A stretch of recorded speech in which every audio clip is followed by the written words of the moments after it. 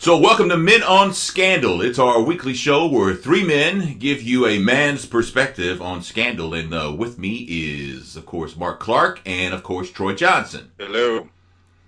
So last night's episode was called Mrs. Smith Goes to Washington, but early on I figured it could have been called Fitz Can't Really Get It Up. Oh, dang. Damn. Well, Melly pointed that out. He couldn't get it up, you know. So, man, there was so much going on last night, but then there wasn't. I mean, the big plot line was the woman whose son was wrongly murdered in her eyes. Mm-hmm. By the government. By the government. Ooh, surprise. Shocker there, right? The government killed the wrong man. And she had a bomb strapped to herself. Which, for most of the episode, I didn't think that bomb was real. I thought she was just fake as a funk. I'm going to be honest with you. I didn't think I mean, where does a housewife, a mom like that, get a bomb? She said Internet. she was crafting. You know what? It did have a kind of Betty Crocker look to it, though. It was. Yeah. Did you notice, Troy, that the button did light up, kind of, and the tubes were kind of big. But it was perfectly designed. She said it was easy to make. Mm-hmm. I just used a vest pattern. From McCall's. She stopped by McCall's. Got a pattern. Yes. Bomb pack. Single-breasted or double-breasted? I don't know. Man, now she did regret not getting a stronger glue. I would have recommended the Gorilla Glue. Very good. Yeah. She said she had to pay extra for a glue gun. Yeah.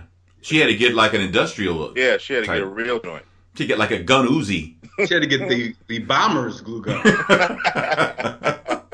When Elmer's just won't do. That's right. Available at Michael's. Get the Unabomber brand. So what was this breach of security, man? The guy that almost made it to the Oval Office. How does somebody get that close to the Oval Office? I mean, to me, I'm mad at the Secret Service. You don't let him get that close. I mean, come on, man. That was like he was on a trip, like we're taking the kids on a Boy Scout troop. Next thing you know, he's next to the president about to end the world. It's like, what?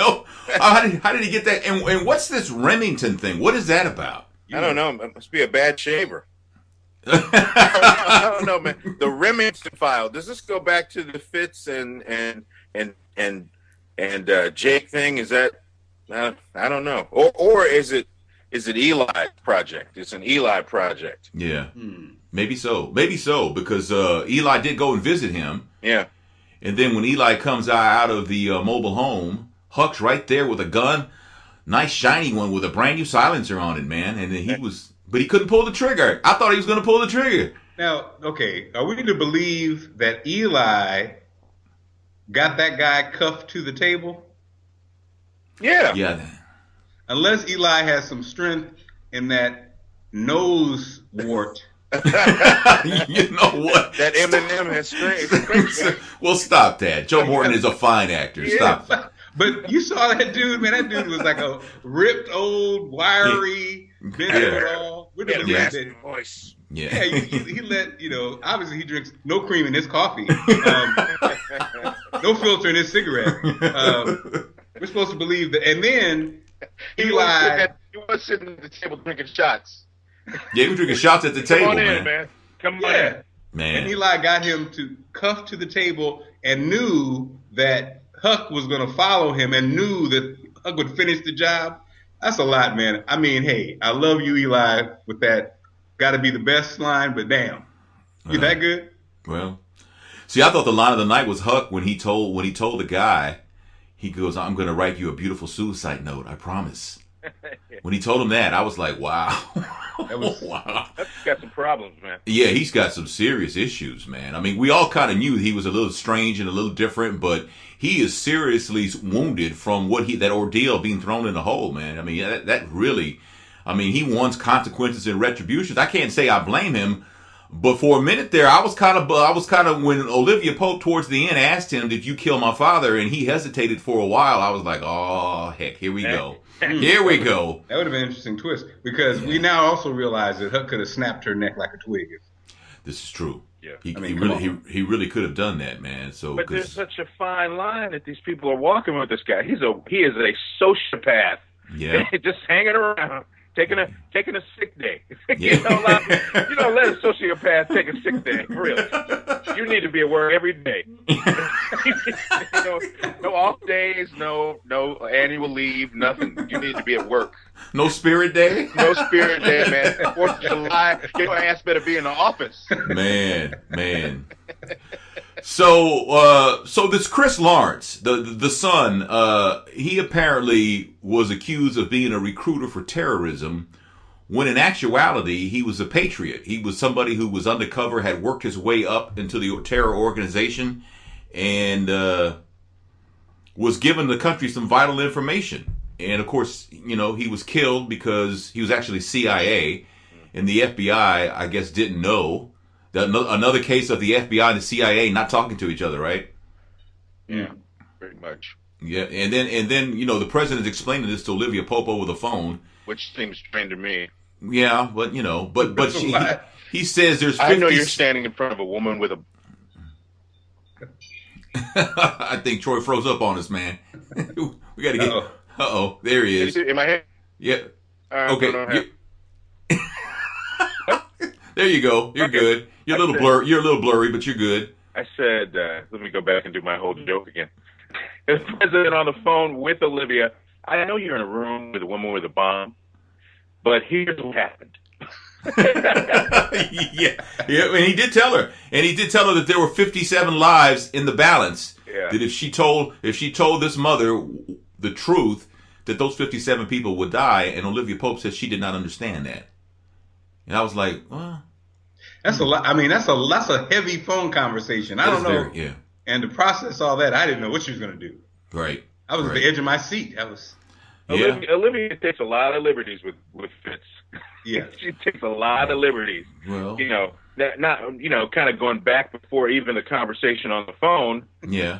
She basically negotiated a hostage situation. Yeah. Well, when you got the banger like that, I guess you can do that. I mean, good gracious. I mean, clear. Let me open this curtain up and let them see it's me standing here. All those red dots on her. Yeah. That's a lot of confidence. Yeah, there's a lot of confidence. That is a lot of confidence. She's got 3 balls. I mean, what?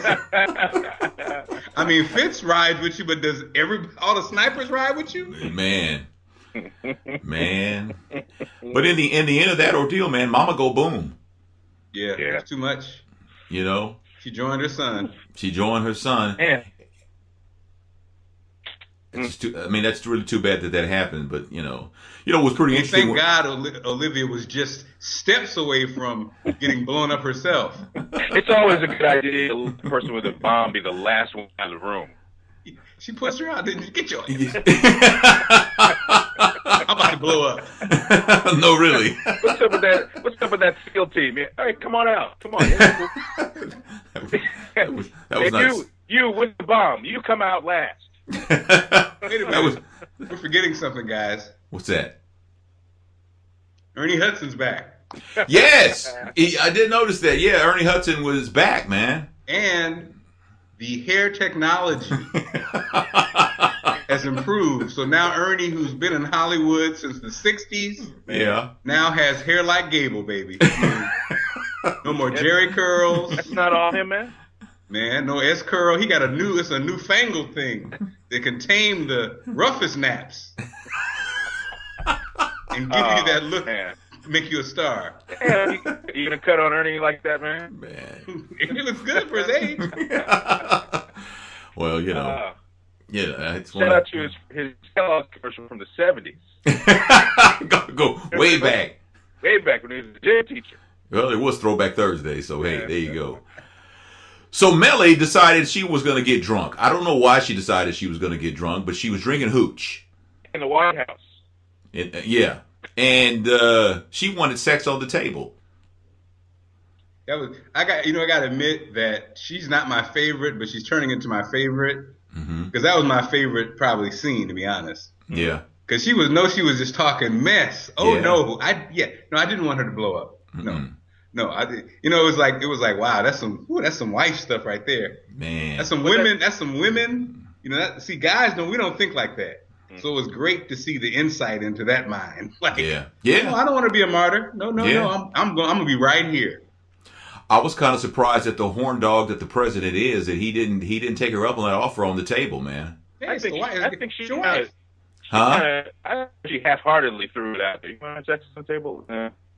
No, Yeah, it was. I felt like it was really a chance for her to say no. You want to have sex on the table, just not with me. But if he'd have took her up on that, though, man, I have a feeling those first pumps would have been up in the air, man. Think so? Yeah. The first pumps, man, they'd have been up. They'd have been wheels up, baby, wheels up. She always. Now this is like the second week in a row that she's referred to Olivia as your whore. Yes. You know, we caught some flack about that, Tony. You abandoning the word whore around on the show. Yeah, on our first show. Melly said, why can't I call her one? If she called her whore. I like the whore. Yeah. As opposed to hoe. You know, she kept it. You know, she would have. You know, she's not really on. She's not on the whole thing. A whore. You're a whore. You're a harlot. Yeah, a harlot. Not a harlot. Is a harlot like a small whore? Man. Jorlito. No, jorlito. That's a cross between a harlot and a whore. A harlot is what that is. So Jake is out. Mm-hmm. Do we know who let Jake out yet? Sure, Eli did. Eli did? Yeah. Because he did talk to the president, Jake. Oh. Eli. They had a really short, interesting exchange, though. The president was, I'm sure, obviously conflicted because he's like, that's my Navy boy. You know, we go way back. We were on some operation together that we don't know yet. We know we did something. We did something crazy. We had wild times. Yeah. But you're also boning my side piece. Yeah. So he was a little short on the exchange with him.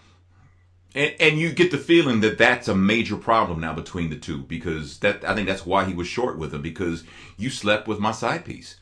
Yeah. I mean, what man's going to take that? No man's going to take that. You know how we are with that, man. We don't. I mean, even if it's our side piece, my boy can't have my side piece. You definitely can't have my wife, but you sure can't have my side piece. Didn't Snoop say it best? It ain't fun. Oh, I'm sorry. My homies can't have it. I'm sorry. I never resonated with me, but I was expecting it was in a different context. Well, you know what? That only applies, Mark, when you're drinking gin and juice, apparently.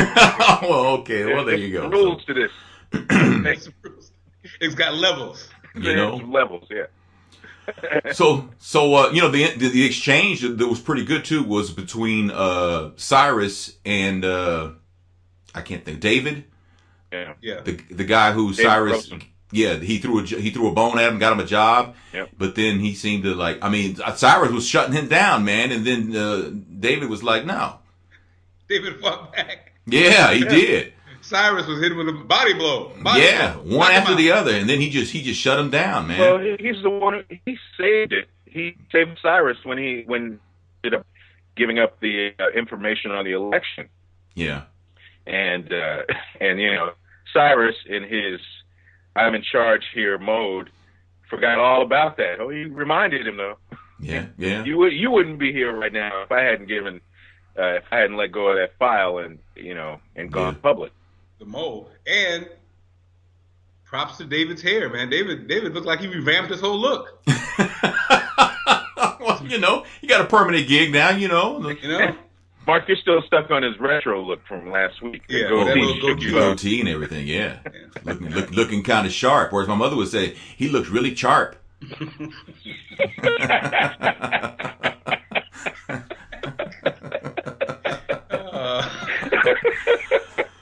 So what now, man? What happens? What happens now, man? Oh, well, man. Let me ask you this.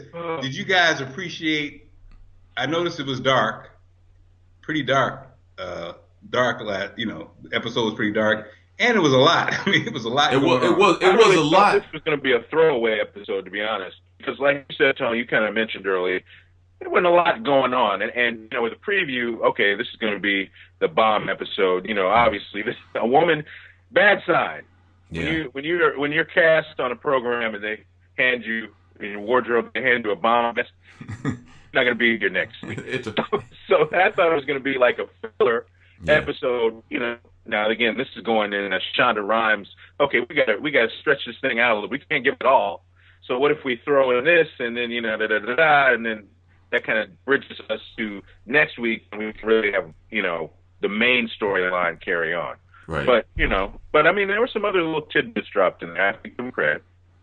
Well, we'll wait and see what happens next week, man. And I noticed we haven't had a lot of sex in the last couple episodes, because they were pretty heavy with that for a while.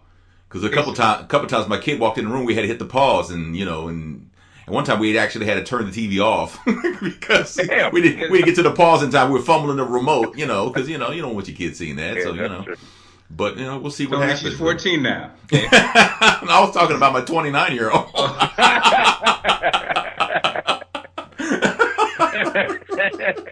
Cover it up. Cover it up. Right. Yes, my 29-year-old who has 2 children. She don't need to see that.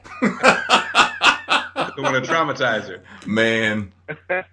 I told her one time, we were talking on the phone one time, this is before my youngest grandson was born. This was a couple years ago, and her boyfriend was over there, and I said, "Y'all in there having sex, are y'all?" And she was like, Yeah.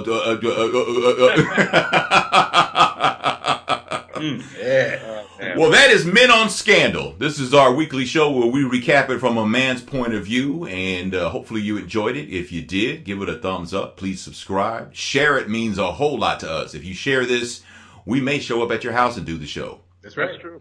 And people are feeling us, Tony. Getting a lot of feedback on Twitter. I think we're beginning to break into some of the gladiators. I'm talking about the hardcore fans. Yeah. Not aware that there's anything like this. The fellas chiming in. The fellas chiming in, man. So there's a large, here in St. Louis, there's a large group of gladiators here. They actually have an event every Thursday night. Really? Yeah. Like the premiere week, they actually had a red carpet event. I mean, it was off the hook, man. So I got to get to one of those. But, we appreciate everybody watching. And everybody sharing. It means a lot to all of us. So keep sharing, keep watching, keep telling everybody about it. Keep the talk going. And we will see you next week and with Tony, another. Yeah. Let me know when they have the Olivia Pope lookalike contest. I want to be there for that. Yeah, I'll get back to you on that, Yeah, man. Maybe you can MC that, man. We'll fly you in for that. So, yes. I'll come looking sharp.